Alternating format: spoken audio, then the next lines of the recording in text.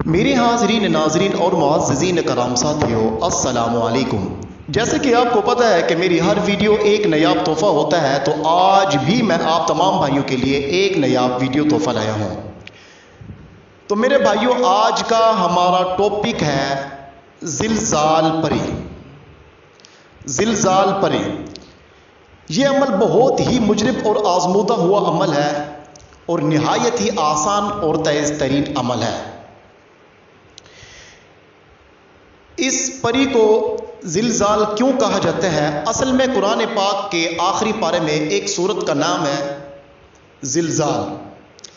زلزال تو وہ آخری پارے کی سورت چھوٹی سی سورت ہے، یہ اسی کی پری ہے، اس کی تعداد پوری کرنے سے آتی ہے۔ یہ میں آپ کو بعد میں بتاتا ہوں، پہلے میں آپ کو سورت پڑھ کر سناتا ہوں کون سی سورت ہے۔ اعوذ باللہ من الشیطان الرجیم، بسم اللہ الرحمن الرحیم۔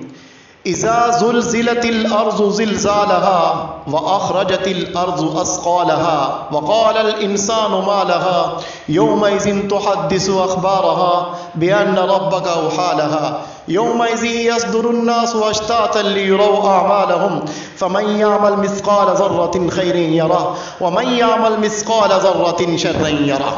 صدق اللہ العظیم۔ تو میرے بھائیوں، یہ سورۃ ہے زلزال، اس سورت کی یہ پری ہے۔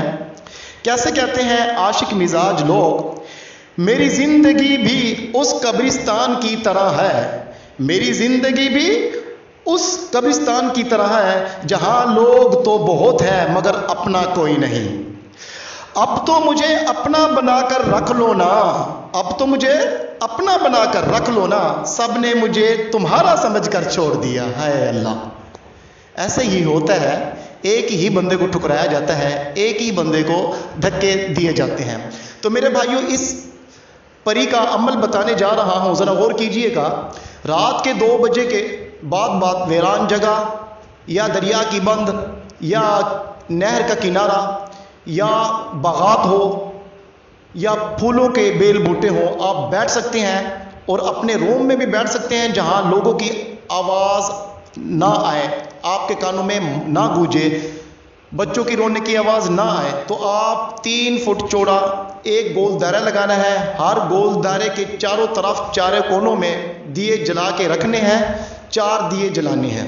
درمیان میں بیٹھ کر آپ نے سورۃ الزلزال 11,707 بار 11,707 بار تعداد پوری کرنی ہے۔ جب آپ کی تعداد میرے بھائی پوری ہوگی، یعنی پوری ہونے کے قریب ہوگی، آپ کو ایسے سرسراہٹ آئے گی جیسے کہ اوپر سے پانی گر رہا ہے۔ آپ تھوڑا سا غور کریں گے اور اپنی آنکھیں کھولیں گے تو آگے زلزال پری سامنے بیٹھی ہوگی، تو آپ اس سے دل کی خواہشات اظہار کر سکتے ہیں، اپنی بات منوا سکتے ہیں، اس سے بات چیت کر سکتے ہیں۔ تو یہ یاد رکھیے گا، یہ مسلم پری ہے، اسی نے آپ کی جائز بات مان سکتی ہے، ناجائز بات نہیں مان سکتی۔ تو میرے بھائی، جو کرنے سے عاجز ہے، میرا ڈسپلے پہ رابطہ نمبر لکھا ہوا ہے، رابطہ کر کے اپنے علم میں بھی اضافہ لے سکتے ہیں، اور اجازت لینے کے لیے بھی یہ ہدیہ لازمی ہے، اور جو بھائی بنا بنایا عمل لینا چاہتا ہے وہ بھی رابطہ کر کے لے سکتا ہے۔ اجازت چاہتا ہوں، شاہ جی کو دعاؤں میں یاد رکھیے گا۔ فی امان اللہ، اللہ حافظ۔